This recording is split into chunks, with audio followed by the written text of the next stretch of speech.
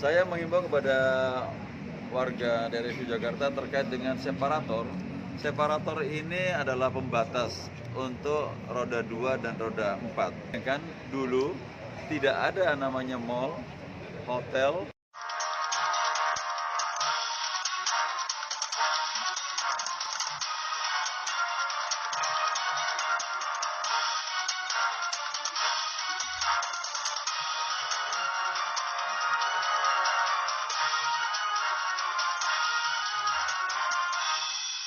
Ada operasi setelah dilaksanakan. Laporan selesai.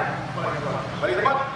Balik kanan. Hormatan pasukan kepada pimpinan apel. Hormat!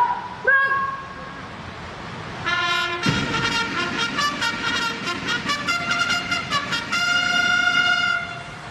Gerak! Gerak! Laporan Komandan Apel.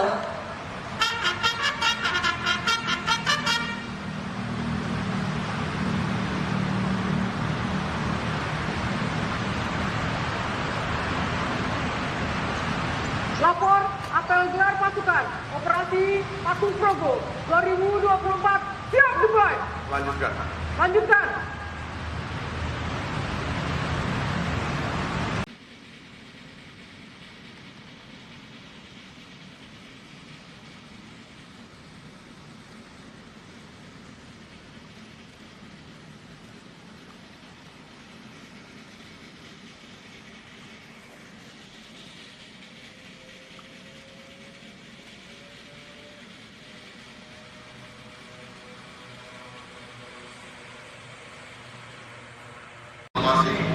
Jumlah laka lantas di Lantas Polda DIY selama tahun 2022 dibandingkan tahun 2023 itu mengalami penurunan. Maksudnya tahun 2023 dibandingkan dengan tahun 2022 itu mengalami penurunan di tahun 2022, yaitu 1009 kasus dari 7.870 kasus menjadi 6.861 kasus. Hal ini menjadi hal yang luar biasa. Kenapa bilang luar biasa? Karena di tahun 2022 itu masih suasananya baru saja kita selesai dari COVID. Artinya movement atau pergerakan anggota atau masyarakat itu masih rendah. Tapi kecelakaannya. Nah sekarang kegiatan masyarakat cukup tinggi, tapi justru bisa turun. Jadi ini semua adalah hasil kerja daripada kita semua, khususnya jajaran di Lantas yang disupport oleh rekan-rekan di sana. Tangan dulu buat kita semuanya. Nah, rumusnya kecelakaan lalu lintas itu naik kalau misalnya penindakan atau penutupan pelanggaran itu turun. Jadi kalau kita berikan peringatan kepada pelanggaran yang khusus yang berpotensi kecelakaan, nah diharapkan nanti kecelakaan lalu lintas laka lantas itu angkanya akan turun. Jadi kita akan laksanakan kegiatan operasi patuh ini untuk nantinya outcome itu akan turun angka laka lantas. Jadi kenapa kita operasi patuh? Setiap tahun kita laksanakan operasi patuh. Setiap tahun nggak patuh.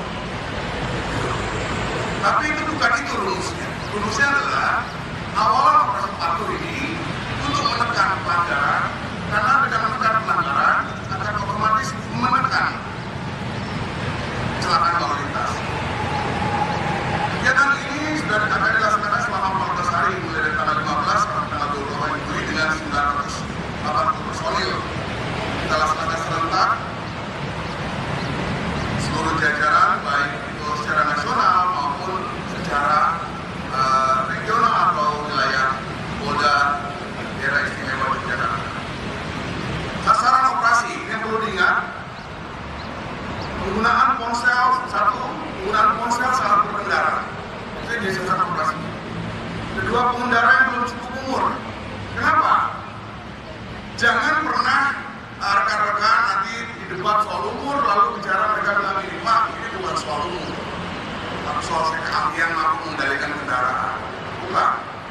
Kita tidak akan bicara soal keahlian, tapi bicara emosi, mental daripada si pengendara yang masih berpotensi masih labil dan berpotensi untuk kecelakaan, gitu ya.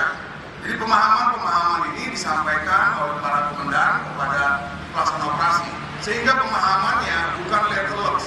Jadi pemahaman yang harus diberikan kepada masyarakat nantinya adalah pemahaman yang melahirkan disiplin secara alami, natural dari dirinya.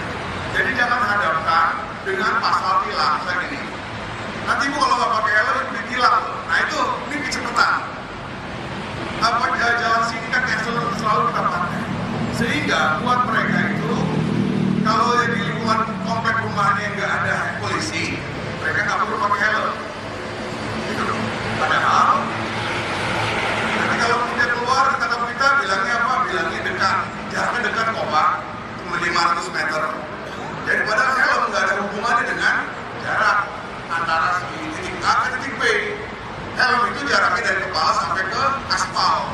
Jadi tiap hari dia mau jaraknya dekat, mau jaraknya pendek, tetap aja yang dibutuh kepala sampai ke aspal. Jadi pemahaman itu yang disampaikan potensi kecelakaannya seperti apa, bahaya buat siapa, orang tua nunggu atau suami nunggu, istri nunggu, itu kalimat-kalimat itu yang harus ditanamkan. Nah itu namanya kita mendorong peradaban, di mana kedisiplinan itu lahir dari kebutuhan. Kedisiplinan lahir dari kebutuhan, kemudian kebutuhan lahir dari kedisiplinan. Masalah ketiga, mengendara sepeda motor yang berboncengan lebih dari satu orang. Jelaskan. Jadi jangan kenapa jalan begini. Ya nggak boleh, karena peraturannya memang mengatakan ini nggak boleh untuk 3 orang. Nah itu, jangan kasih jawaban yang salah berhubungan dengan peraturan. Jadi peraturan itu dibentuk untuk melakukan rekayasa sosial atau social engineering. Ketika langkah-langkah preemptif tidak bisa, maka dilakukan upaya penegakan hukum untuk melakukan rekayasa atau social engineering. Jadi jangan selalu dihubungkan dengan aturan hukum. Tetapi kenapa tidak boleh bertiga? Nah itu sebetulnya adalah kenapa peraturan itu dibuat. Kenapa sih peraturan dibuat bahwa tidak boleh bertiga? Nah itu yang dicari tahu. Kenapa? Apa pertimbangannya? Nah itu dikasih tahu ke masyarakat. Oh mungkin kendaraan ini nggak bisa kalau bertiga, nanti pengendara ini nggak bisa. Kendaraan ini memang spek untuk maksimal 2 orang. Nanti susah pengendara ini, berbahaya buat ibu. Gitu. Kalimat-kalimat itu yang harus diserahkan masyarakat. Diseragamkan pemahaman ini sehingga sampailah ke masyarakat dengan terafirmasi. Gitu. Keempat, pengendara sepeda motor R2 yang tidak menggunakan helm dan pengemudi yang tidak mengikuti safety belt. Nah ini, yang tadi saya bilang tadi sudah saya jelaskan, termasuk safety belt. Gitu. Gimana orang driver kita aja, ADC kita itu mobilnya aja ADC saya itu kapalnya itu apa? Dicolokin di belakang dia, gerakannya cepat. Yang penting apa? Nggak bunyi tutut. Gitu. Polisinya aja paling dekat pemahamannya masih keliru bahwa itu untuk keselamatan. Gitu. Nggak buru-buru amat, nggak kayak perang kan? Gitu. Nah itu mulai sekarang kita pahami diri kita sendiri. Pengendara yang mengonsumsi alkohol jelas saya yakin bisa menjelaskan. Melawan arah lalu lintas khususnya kendaraan bermotor 2, saya yakin bisa juga menjelaskan. Para peserta apa yang saya hormati, sebelum mengakhiri amanat ini terdapat beberapa penekanan kepada personil yang akan terlibat di bahasa-bahasa ideal. Saya akan tambahkan nanti bahasa-bahasa untuk kita mewaraskan diri, mengelingkan diri. Pertama, niatkan setiap kelas. Gini, kajian langsung dari Polda Jogja tidak ada. Tapi kajian ini sering berada di media-media mainstream yang teman-teman juga suka sampaikan, dan itu kita baca. Dan ini juga ternyata ada dalam peraturan pelanggaran lalu lintas yang disebutkan. Setiap peraturan yang keluar itu ada memori faktul hitung, artinya resume kenapa klausul itu dimunculkan. Nah klausul itu dimunculkan pasti ada latar belakang, ada pengalaman empiris sebagai data untuk kemudian mengusulkan klausul itu. Begitu. Cara bekerjanya kita seperti itu. Jadi contoh kayak pencurian. Pasal pencurian nggak mungkin langsung dipasang kalau tidak ada memori faktul hitung. Memori faktul hitung itu berdasarkan adanya pengalaman empiris yang kemudian punya tujuan untuk tidak terjadi pencurian. Kemarin kan helm apa, nah sekarang kita mau supaya nambah dong, kan jangan tiap tahun. Ini kan ketertiban seperti anak kecil kan, bukan anak kecil ya, maksudnya nanti kira masyarakat anak kecil, jangan salah tulis. Maksudnya tahapan membangun masyarakat itu untuk disiplin sekarang tiga udah mulai tertib, naik sampai nanti mereka ketertiban itu kalau 10 langsung dan dipaksa pada saat bersamaan itu resistensi. Nah, jadi naikin perlahan-perlahan, akhirnya masyarakat itu membuat gini. Contoh, ketika kita dulu belum COVID, ada yang pakai masker, kita tersinggung, ya kan? Tapi waktu COVID kalau ada yang nggak pakai masker, kita yang menyingkir, ada yang nggak pakai masker kan? Nah, itulah proses itu. Ada proses. Nah, sekarang ini sedang membangun bagaimana masyarakat melihat ketika anaknya atau anggota keluarganya atau siapapun itu di keluarganya mau mengendarai kendaraan bermotor dan dia tahu ada pelanggaran dia lakukan. Contoh, loh kamu kan semalam minum, atau loh kamu kan belum punya SIM, loh kamu kan ini. Nah, itu dia sudah punya jiwa untuk menjadi polisi di rumahnya sendiri. Nah, itu sebetulnya kaitan dengan pemolisian masyarakat. Masyarakat menjadi polisi bagi dirinya sendiri dan bagi lingkungan ininya. Pemolisian itu artinya bagaimana membangun masyarakat tidak menjadi korban daripada suatu peristiwa, baik itu pidana atau bukan, kemudian tidak menjadi pelaku, baik itu pelanggar maupun tidak. Itu namanya pemolisian. Terima kasih. Assalamualaikum warahmatullahi wabarakatuh. Oke, sekarang kita mau supaya nambah dong, kan jangan tiap tahun. Ini kan ketertiban seperti anak kecil kan, bukan anak kecil ya, maksudnya nanti kira masyarakat anak kecil, jangan salah tulis. Maksudnya tahapan membangun masyarakat itu untuk disiplin sekarang tiga udah mulai tertib, naik sampai nanti mereka ketertiban itu kalau 10 langsung dan dipaksa pada saat bersamaan itu resistensi. Nah, jadi naikin perlahan-perlahan, akhirnya masyarakat itu membuat gini. Contoh, ketika kita dulu belum COVID, ada yang pakai masker, kita tersinggung, ya kan? Tapi waktu COVID kalau ada yang nggak pakai masker, kita yang menyingkir, ada yang nggak pakai masker kan? Nah, itulah proses itu. Ada proses. Nah, sekarang ini sedang membangun bagaimana masyarakat melihat ketika anaknya atau anggota keluarganya atau siapapun itu di keluarganya mau mengendarai kendaraan bermotor dan dia tahu ada pelanggaran dia lakukan. Contoh, loh kamu kan semalam minum, atau loh kamu kan belum punya SIM, loh kamu kan ini. Nah, itu dia sudah punya jiwa untuk menjadi polisi di rumahnya sendiri. Nah, itu sebetulnya kaitan dengan pemolisian masyarakat. Masyarakat menjadi polisi bagi dirinya sendiri dan bagi lingkungan ininya. Pemolisian itu artinya bagaimana membangun masyarakat tidak menjadi korban daripada suatu peristiwa, baik itu pidana atau bukan, kemudian tidak menjadi pelaku, baik itu pelanggar maupun tidak. Itu namanya pemolisian. Terima kasih. Assalamualaikum warahmatullahi wabarakatuh. Oke. Baik, saya menghimbau kepada warga dari Jakarta terkait dengan separator. Separator ini adalah pembatas untuk roda 2 dan roda 4. Sesungguhnya harapannya separator dibangun 1994 sehingga sampai saat ini masih digunakan di tahun 2024.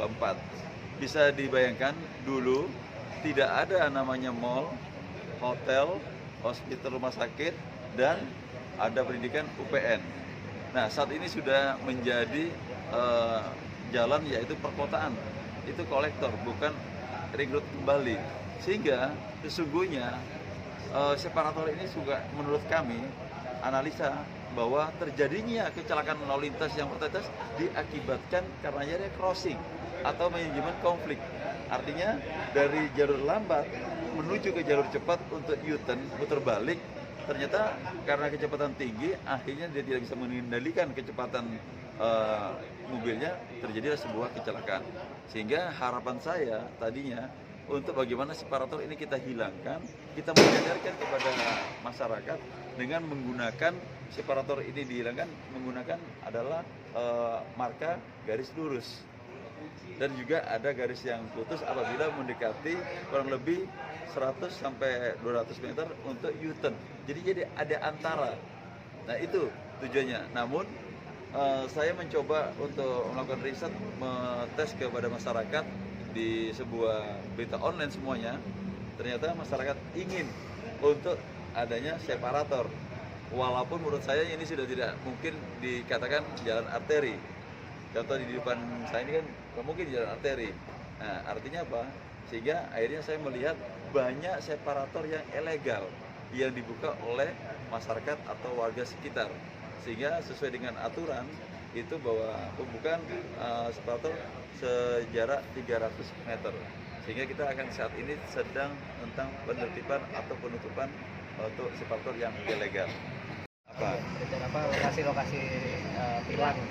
Oh ya, Itu kalau jadi dari kita- ada beberapa lokasi penindakan nantinya apabila memang itu yang mengakibatkan fatalitas kecelakaan. Artinya, disampaikan oleh Bapak Kapolda, kita akan memberikan kegiatan preventif dan preventif. Jadi memberikan penangkalan dan pencegahan, memberikan edukasi, dan kita akan melakukan secara viralisasi, amplifikasi terhadap sosialisasi ini bahwa operasi patuh pada tanggal 15 Juli hingga 28 Juli ini sangat efektif, 14 hari untuk menekan angka kecelakaan. Teknisnya yaitu bagaimana kita memberikan informasi dan edukasi kepada masyarakat agar untuk sadar dalam tertib berlalu lintas.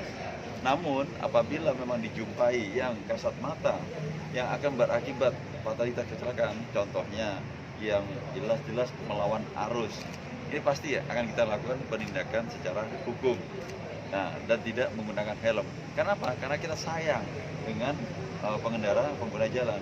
Kasihan, yang jelas bukan karena jarak tempuhnya dari satu tempat ke tempat lain, tapi bagaimana jarak antara kepala ke aspal. Itu yang secara teknis yang harus kita lakukan penindakan. Jadi tempat-tempat lokasi itu dinamis. Artinya apa? Jangan sampai tempat yang hanya diketahui di jalan nasional atau provinsi. Padahal di kabupaten banyak terjadi kecelakaan yang tidak dilaporkan sehingga masyarakat ini tidak terinformasikan. Sehingga sasaran saat ini untuk operasi patuh Progo 2004 kami akan semua di dalam jalan kolektor, di arteri atau di jalan kabupaten, provinsi, nasional, itu semua harus tertib berlalu lintas dan kita akan memberikan edukasi informasi kepada masyarakat. Di mana semua itu kaitan dengan kecelakaan.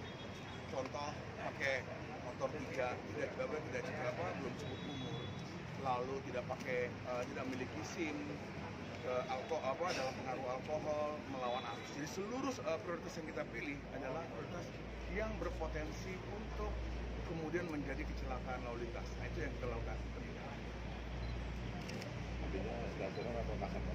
Oh enggak, itu ada yang stasioner, ada yang sambil patroli, semuanya itu sesuai dengan situasi. Jadi situasinya seperti apa, kita menyesuaikan dengan situasi masyarakat. Ya, oke, terima kasih ya.